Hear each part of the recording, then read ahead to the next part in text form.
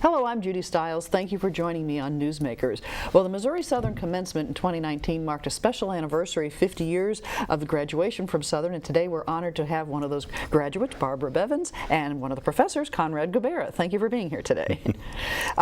Feelings about the 50th anniversary of graduation from Missouri Southern. I know it's a really broad question, but you have the honor of coming back this year with others and actually speaking to the class. Doesn't seem like it's been that long. There you go. Seems like it was just yesterday. And Dr. Gubera, 50 years of seeing the students walk across the stage with their baccalaureate degrees. It seems to have gone awfully fast. In fact, in my comments, before I introduce Barbara, I'm going to invite this class of 2019 to come back for the 2069 graduation. Great. And see how many will muster up to the call. Great. Well, a lot of people are probably curious. You know, we know Missouri Southern has changed tremendously in 50 years, and going from a junior college to a college to a university. But help me picture what it was like 50 years ago at the graduation ceremony. How many graduates, where it was held. Kind of paint the picture for us between the two of you. I don't know how many. I've got all that data. Okay, how many graduates? What do you remember, though? I remember, like most graduates, getting it over with. I want to get through the ceremony. I just remember going across the stage. That's funny. And but you were the first. I was the first. My name started with a B. I got a Bachelor of Arts. So you were the first person to walk over, shake hands, and pick up that diploma. I was, and I attribute that to the fact that I like to eat my dessert last. So as a freshman and a sophomore, I took the required classes. And it also helps you if you don't know what you want to do in life. It gives you a chance to get the basics and then later move into what you want to do. So for today's students, we're talking about take your core classes. And take your core classes at the beginning. And of course I finished in 4 years, which is something we don't hear about it's a challenge today, right? Yes. And then I worked part-time. While you were going to school? This was such a small campus, they didn't have any dormitories, so we called it kind of a suitcase college. You lived at home, you had an apartment, you commuted to and from. What about the ceremony itself, Dr. Gubera? Where was it held? What was happening? There were 198 graduates, and they represented a student body of between 1,800 and 1,900. All of whom lived off campus because we didn't have any dormitories. They hadn't built any residential facilities. She was right. It was truly a suitcase kind of campus. And Barbara was the first in line. They announced that she was getting a degree in sociology. So I always think of sociology as being, for instance, the leading degree on campus. First major. The first major. But we're going to add to that. I'll mention tomorrow in my comments introducing Barbara that probably about, a fourth or a fifth of the class will probably be non-traditional students tomorrow that get their degree. And everybody in Barbara's class were traditional students, with the exception of maybe one person that I'm going to draw attention to. And they were all, for the most part, the vast majority of them were first gens. In other words, first generation in their family to get a degree. I know Barbara was, and all of them that I knew, for instance. Today, from my evaluations of students in my class, extrapolating that to the largest student body of 6,000, and we'll have 780 graduates this spring and 300 and some last winter, as I recall, in December. Wow. So we'll graduate about 11 to 1,200. And as a result, today probably about 20% are first gens. Everybody else has at least one parent or both that have a college education, and that shows up in the way they are as students and their ability to think, write, access. I mean, these kids today are pretty darn good, and they're pretty sharp, And Barbara's group just didn't have that kind of background, obviously. You came from a high school in Golden City, as I recall, see? The population of the whole city was like 850. So Joplin was the big town. We had 35 in our graduating class. I think it's the biggest they've ever had. Well, I said that the non-traditional students, we began to see them show up in the 1980s. And I can remember in 1987, I had a wonderful subset of certainly non-trads that were majoring in sociology. And my God, they were gifted, and it hasn't changed since then, and we welcome that. And most of them are really getting their education. I mean, they are really many times the first in their family, or maybe they're trying to get it to keep up with a spouse. But the original non-grad was in Barbara's class, or the non-trad, I should say. Horace Shapley. You remember Mr. Shapley? the 83-year-old that got his degree with you guys. He was my advisee, and he was a sociology major too, and he got a standing ovation. And I don't think anyone since that first graduation class can come near matching that as far as receiving a degree at 83. That's really an age spread for your classes at that time.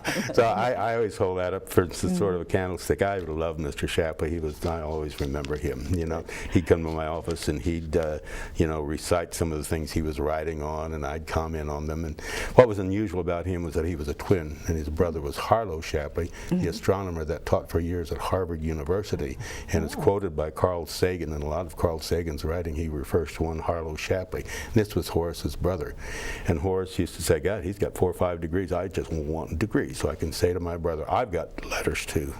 And so he got it, and he got this degree from Missouri Southern in our first graduating class. Well, Barbara, you mentioned sociology. People are curious about choosing a major. You said I wanted to get my core classes and decide. What led you to sociology? Well, I've always been a person that wanted to go out and change the world, do something. And so I leaned towards sociology. I enjoyed the instructors, first of all. Right. We had 3 very good instructors back then. And it just, the subject seemed really interesting to me.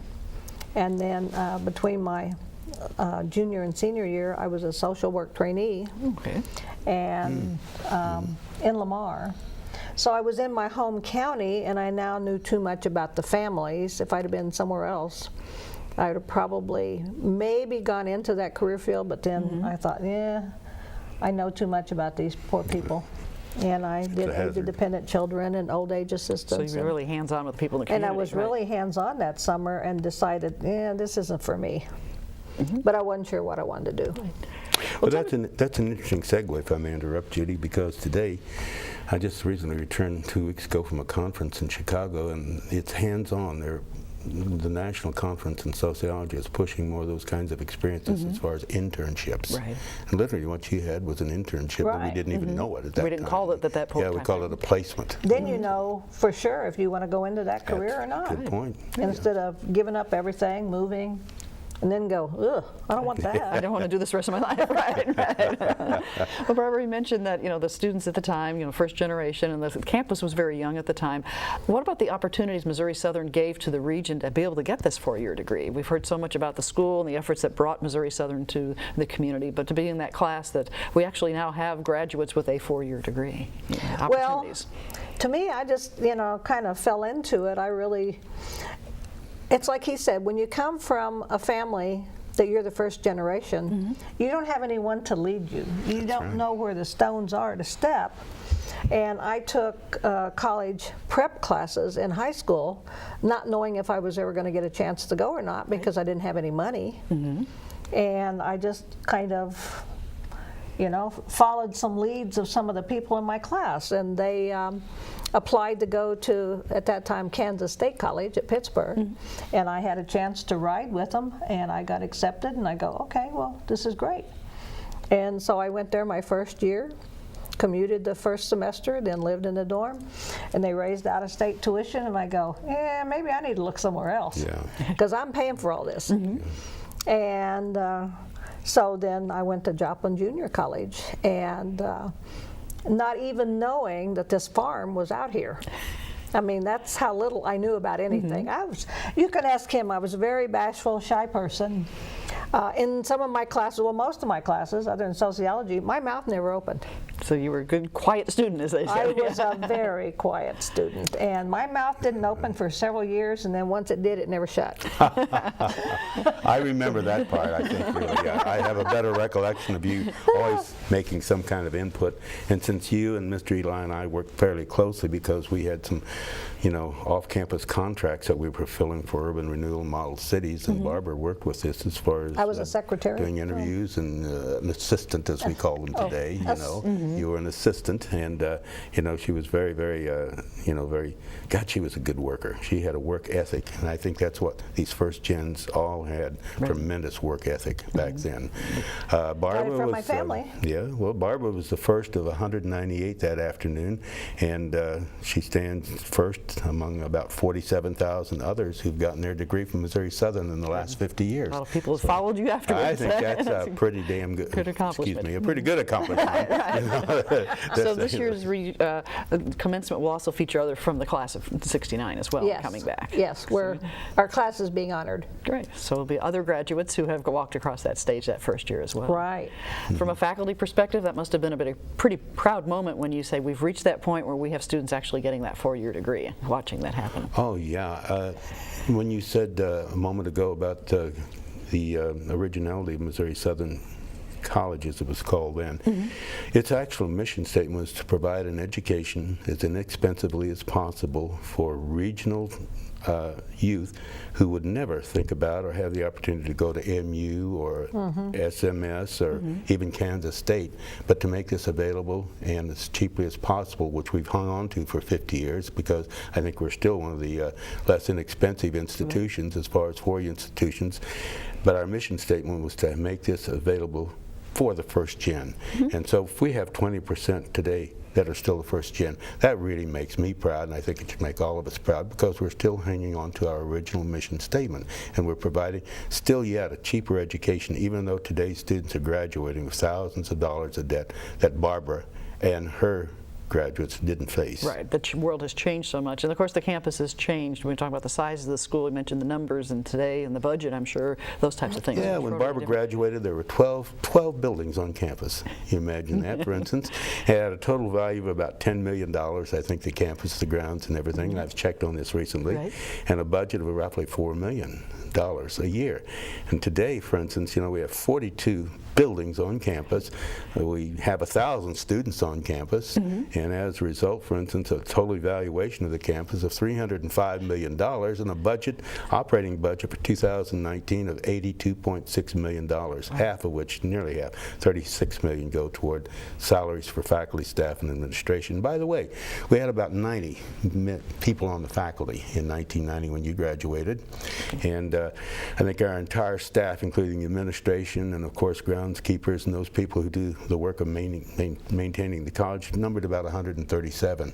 Today we're well over 500, you know, as far as it's concerned. Our faculty is over 300, and God knows what's happened to the administration. You want to talk about an expanding balloon, you know, Hearns Hall was a major, remember Hearns Hall was a major campus classroom. Was that where you had classrooms in Hearns Hall? Classroom building, you know.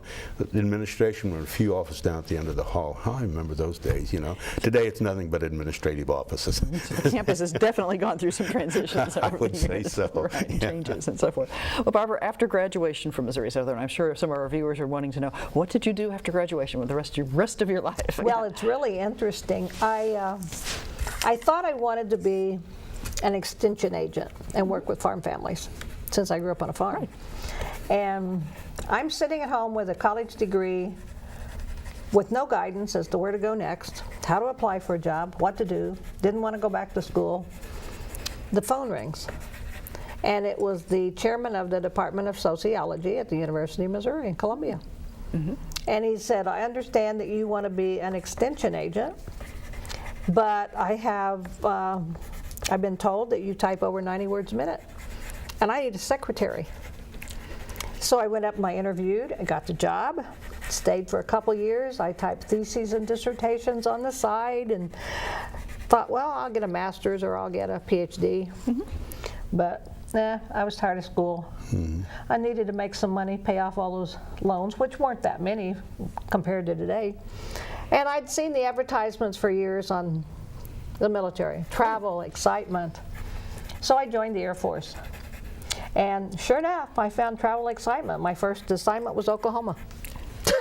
So not too far from where you'd gone to school. Out to Oklahoma. I could come home on weekends if I wanted to. I go, well, that didn't work out so well. But then it did after that. So then you had a long career in the Air Force. I had 22 years. Right. And you got to see the world. I got to see the world, places I'd never have dreamed of. I learned a lot of geography. So you got to see a lot, you got to experience a lot of cultures and things as well. Definitely. So, and that in a sense sounds like it was a continuing education as well. Oh, it was definitely continuing education. I was in Turkey for 6 months and they called me the long-haired dictionary. And I'd go around trying to figure out what are they talking about. That's charming. That's funny. That's funny. Well, you see, we morphed that experience then onto our campus, because since 1996 we've had this international mission. We've had the International Studies program, and Chad Stebbins, the director, when I was getting this together for a speech that I'm not going to make, certainly told me that they have taken over 3,500 students in the last 20 years throughout the world, and Missouri Southern's helped organize this, or has organized it, and certainly has helped fund it in part. We now have students from 38 countries internationally on our campus. We have about 300 and some this semester. 38 will be graduating with you, or I should with you. 38 will be graduating in 2019, and as a result, for instance, they represent 21 countries. But the broadness of the view of Missouri Southern was enhanced by Dr. Leone, whom I always remember with a great deal of fondness and respect, because in 1996 he envisioned, our campus having part of a mission which was to go international. We're here at the foot of the Ozarks originally to provide the cheapest education possible for first generations, and now we're going worldwide. We have 17 sister institutions across the world where we have exchange programs with them as far as students are concerned. That's a far cry from that first graduation. Right.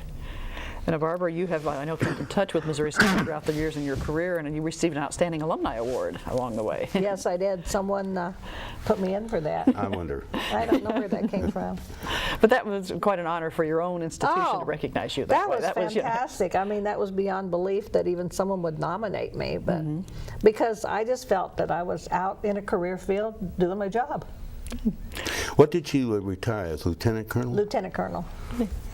And Dr. Gubera, then you've obviously kept in touch with her throughout those years. That's something that I hear a lot of people comment about faculty now and faculty then. Imagine you really have to know your students. Yes, indeed.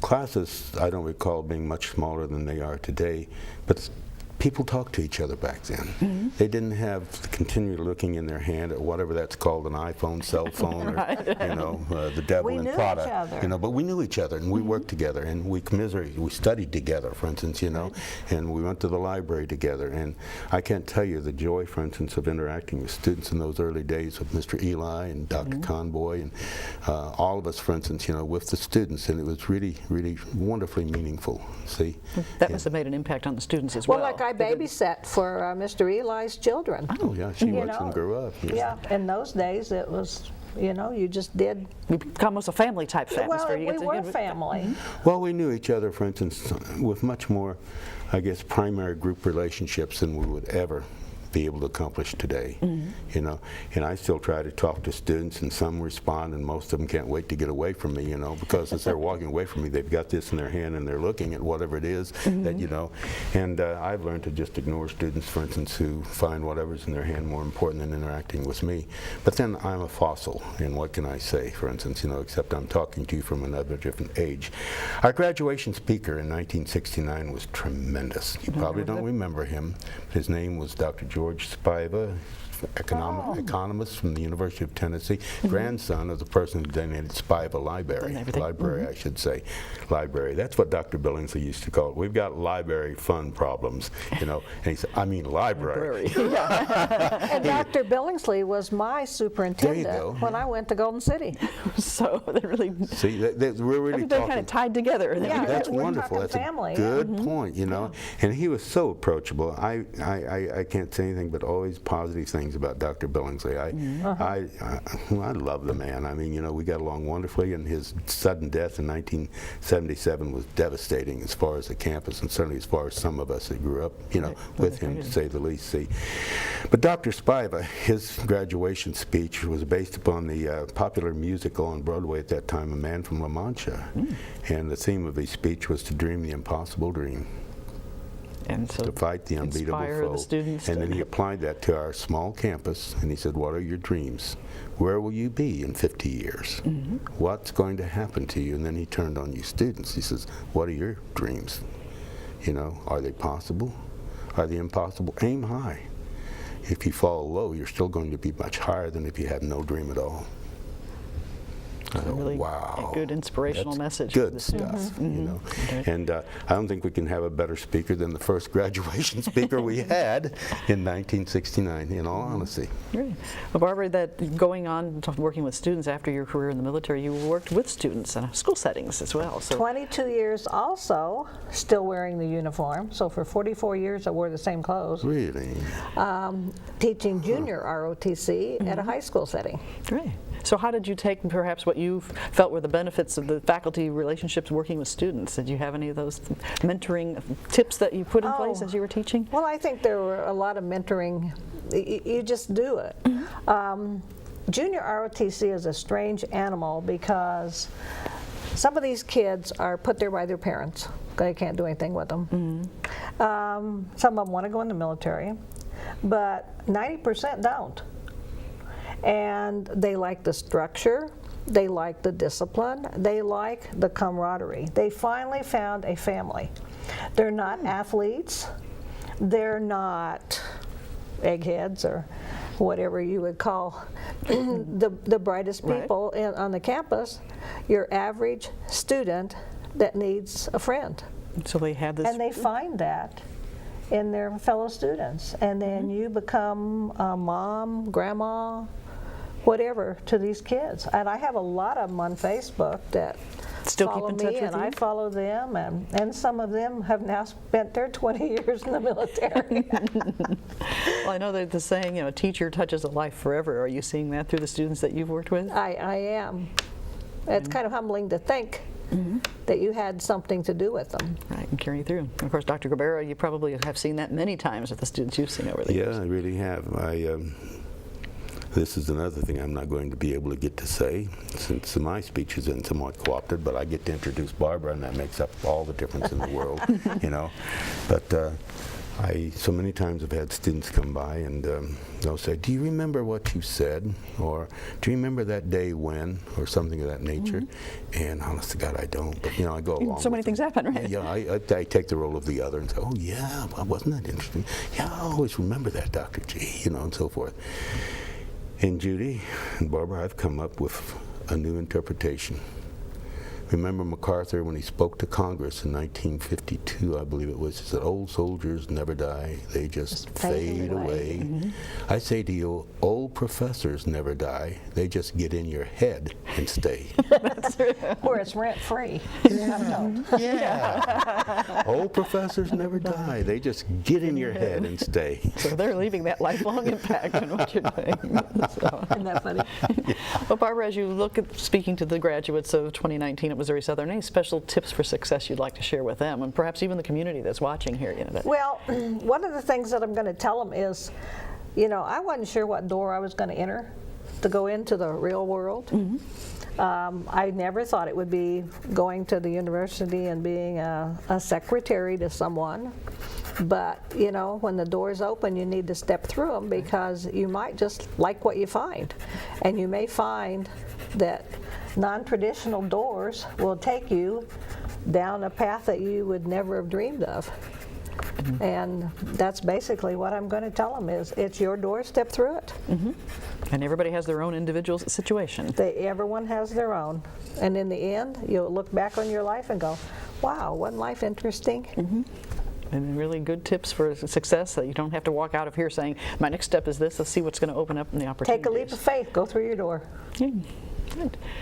When you look at you know, the changes between '69 and 2019 and so forth, do you see any consistencies that remain as far as, we've talked about how the size of the campus has changed? The numbers Well, it's a beautiful campus, and it's very well kept, but it's clean and nice. You know, We're proud of that. I'm in Texas where we find trash bags blowing in the wind every day and tumbleweeds. And so it's nice to see all the greenery, and you have this thing called rain. That, you know, we either too have, much of it sometime, but yeah. we either have a total storm or we have nothing. It's And feast or famine. But as I would come back for homecoming year after year, I would see the same professors, and it was nice that there was continuity. Because in a lot of educational settings, people come and go. Right. And I think it's a testament to this campus that people, when they get here, they stay. They like it. The students like them. And I think that's the one thing that I've noticed over the years is I keep seeing same faces. They may have been a little grayer, but So people are keeping that support, that family, that system going. family is staying. Good. Dr. Gubera, any thoughts on that? It takes my breath away after 52 years of service to Missouri Southern, and you know, looking at the end of a long twilight as far as a career is concerned. I appreciate Barbara saying that. Sometimes you stay because you want to, sometimes you stay because of default, you know. But I really do think that that's important. That's important for students to be able to come back and still find someone who anchors an experience they had here and that they can share with, and that really know, for instance, you know, what really was going on and what happened. And bring their children and say, this is a guy I had. So that generational change that you're teaching. Oh, And you I may gotta have tell you. him also. I got to tell you, last semester I had a young man named Wagner, and he said, "Do you remember my dad?" And I said, "Yes, indeed. He could dunk a ball, he could play great basketball defense, because his grandfather played on, you know, an early basketball team, and he was a tremendous basketball player. His grandson is in my class now." So 3 generations now of students coming through.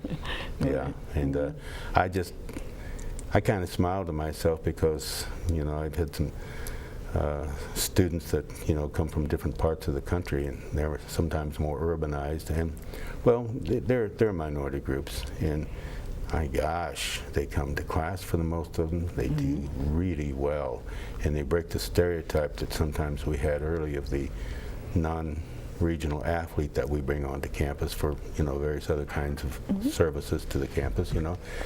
I said, It's one of the strengths, I think, of this well, college. I said, "You guys are really good." I said, "How come?" And they said, "Well, Dr. Gubera," he says, you're like our grandfather." I said, "What do you mean?" He said, "Well, we do anything for grandfather." And at first I was a little insulted because this was about 8 or 10 years ago. And I thought, no, I'll take that. That's really a nice compliment. Yeah, It the is. relationships That's that we have. really a nice compliment. It is. I'll take that, yeah. Well, I'd like to thank both of you for visiting as you're getting ready for the commencement weekend and sharing with our audience and taking us back. But also, as you said at the beginning, looking forward to the future. What's the class of 2019, 50 years coming back, and what their memories might be. Thank you very much for being here today. Oh, thank you for inviting us. You're welcome. And I'd like to thank you, the viewers, for joining us this week on Newsmakers. I'm Judy Stiles. Hope you can join me again next week at the same time on the station. We'll see you then.